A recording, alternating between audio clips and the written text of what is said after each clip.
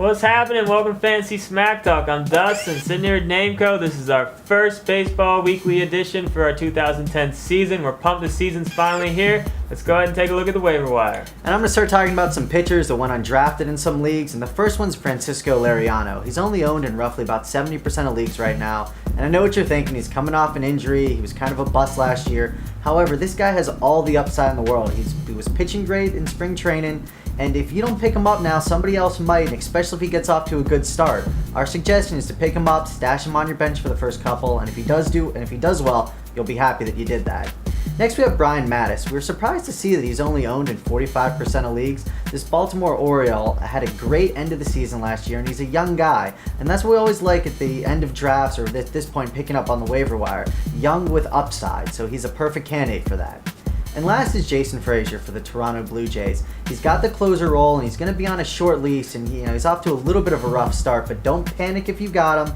And if you didn't draft him, he's available in 60% of leagues right now. Go ahead and scoop him, because he could be that diamond in the rough closer. He had nasty stuff last year.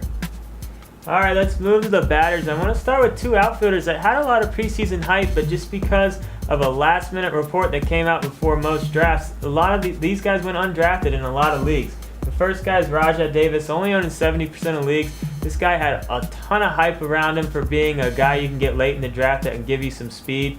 But there's a report that came out that he might lose his starting job. But as of now, he's leading off and starting, and he's going to have a decent average and give you some speed. These are the perfect guys to take gambles on earlier in the season, because if they pan out, obviously you're going to be happy that you got them. Next is Nolan Reinhold for the Orioles, only on 55% of leagues. He was in talks of maybe winning Rookie of the Year last year. He had a great start to the season. And for this year, he's got some nagging injuries. They got PA out there in left field now, and he's not starting. But we fully expect Reinhold to take that job back when he's healthy, and we expect him to have a decent season. Next, we got Kyle Blanks, only on 40% of leagues. This guy has a ton of power. Now, he's going to strike out, and he's not going to bat for the best average. But we could see maybe some Adam Dunn type numbers out of Blank. So pick him up if you're looking for some role player power. And the last guy I want to talk about is Garrett Jones. He's already owned in 75% of leagues, partly because he's hit 3 home runs already this year. And he's being picked up as we speak, so go run to your computer and grab him. He's flying off the waiver wire. But last year in limited at-bats, he showed good power numbers. And obviously already this year he's showing good power numbers. Perfect guy to pick up and just see what happens. All right, Dustin, let's get into some of our forum questions. And for you first-time viewers, you can log on to FantasySmackTalk.com, post any question you might have in our forums, and we'll try to answer some of them actually on the show. And the first one of the 2010 season comes from Handsome Sanchez, a.k.a. Mr. Ken Reedus. Now, Mr. Reedus wants to know he's in a 14-man head-to-head league where holds is actually a category. The draft's already happened. Some of the best closers, some of the best setup guys are gone, and so he wants to know, a few guys that we might like and a strategy with this situation. Well, this is a little tricky because, honestly, setup men have just as much value as closers do in this league format. So I say go after the holds because it's going to be a lot easier to find those setup men. But you have to pick one or the other, we feel, because there's just not enough roster spots to go around to go after saves and holds.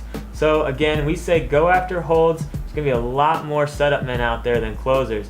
That being said, you said most of the good ones are already taken, but we got a list of 5 here of guys that we like that might not be taken. First one, Ryan Perry, out there in Detroit. We really like him. We liked him last year, but maybe taking over the closer role, but he's setting up for them right now. He should have a solid year. Scott Downs got edged out by Frazier in Toronto for the closer role. We like him. Matt Guerrero for the Twins led the league in holds last year. Matt Thornton out in Chicago. Love this guy. Brent loves this guy. Love him. Southpaw. He's a great pitcher. He should do well. And the last guy, Brandon Lyon out with Houston. He almost won the closer role, but he should have a decent amount of chances out there to get some holds for the Astros. But again, we say go after the holds in this situation. But that's it for this week's show. I'm Dustin. This is Brent. Good luck in week 1, and we'll see you back here next week.